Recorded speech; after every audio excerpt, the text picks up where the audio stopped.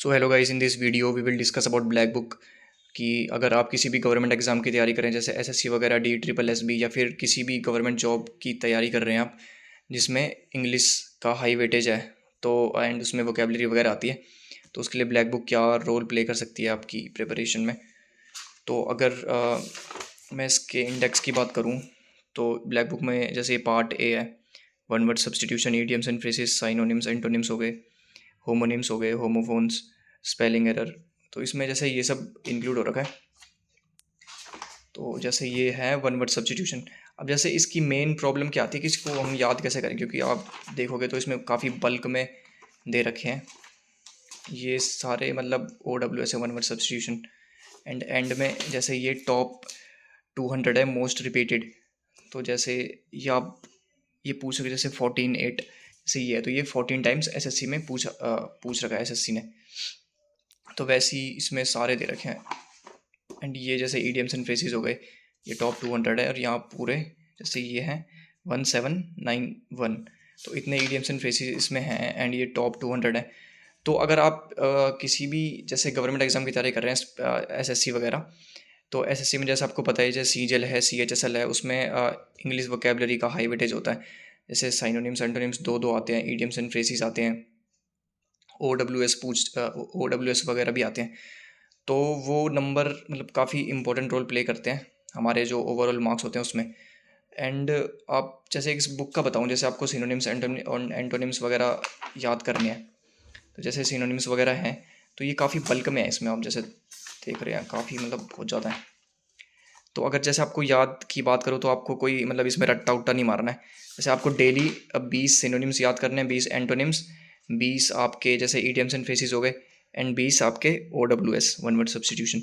तो ऐसे आपको बस 20 करके डेली डेली रिवाइज करने हैं, मतलब जैसे रट्टा नहीं मारना है, और वो आप इतना मतलब बल्क में कर भी नहीं पाओगे, 1 2 दिन कर पाओगे, बाकी मतलब जैसे 4th 5th डे आप कन्फ्यूज हो भूल जाओगे। तो आपको बस क्या करना है, डेली मतलब 20 वर्ड्स आपको जो स्पेसिफिक जैसे सिनोनिम्स हो गए, एंटोनिम्स हो गए, और ईडियम्स एंड फ्रेजेस OWS हो गए, उसके आपको बस रिवाइज करने, अच्छे से पढ़ना है, ठीक है।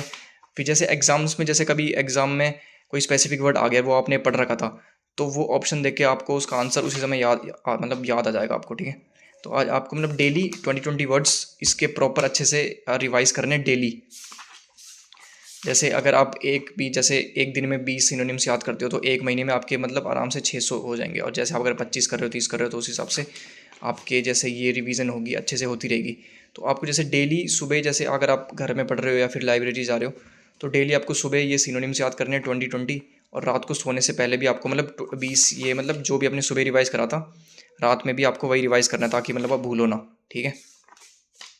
तो इसमें जैसे यही मेन है। एंड जैसे सिनोनिम्स वगैरह हो गए, एंटोनिम्स वगैरह हो गए, होमोनिम्स वगैरह। और जैसे आपको इंग्लिश की जैसे प्रेपरेशन भी करनी है, तो आप कोई बैच ले सकते हो। तो ये जैसे आपको इंग्लिश की प्रिपरेशन करनी है, तो आप कोई बैच भी ले सकते हो, ठीक है। तो ये जो ओवरऑल रिव्यू था, तो ब्लैक बुक जैसे अगर आपको लेनी है तो आप ले सकते हो, क्योंकि विदाउट ब्लैक बुक मतलब वोकेबलरी को रिवाइज करना काफ़ी मतलब मुश्किल हो सकता है। क्योंकि आप देखोगे जैसे कोई CGL का टॉपर है, CHSL का, CPO का, तो उन्होंने मतलब जो मोस्टली मतलब 90% टॉपर्स ने मतलब ब्लैक बुक का ही यूज़ करा होता है फॉर इंग्लिश वोकेबलरी, ठीक है। एंड आपको ग्रामर करनी है, तो उसके लिए आप कोई किसी सर का बैच ले सकते हो, जैसे RW वगैरह हो गए, और प्रशांत सोलंकी सर हो गए, तो उनका आप बैच ले सकते हो। क्योंकि विदाउट बैच अगर आप जैसे इंग्लिश में कमज़ोर हो, या फिर एवरेज या फिर बिलो एवरेज हो, तो आपको मतलब पहले बैच ही लेना पड़ेगा। देन उसके बाद ग्रामर अलग होती है, वोकेबलरी अलग होती है, तो दोनों ग्रामर का और वोकेबलरी का अपना अलग अलग वेटेज होता है। तो अगर आपको जैसे बैच परचेज़ करना है तो आप कर सकते हो, एंड अपने अच्छे से नोट्स बनाओ। देन उसके बाद ग्रामर अलग, और जैसे ये वोकेबलरी अलग हो गई। तो फाइनली यही था, मतलब इसका रिव्यू काफ़ी मतलब अच्छी बुक है।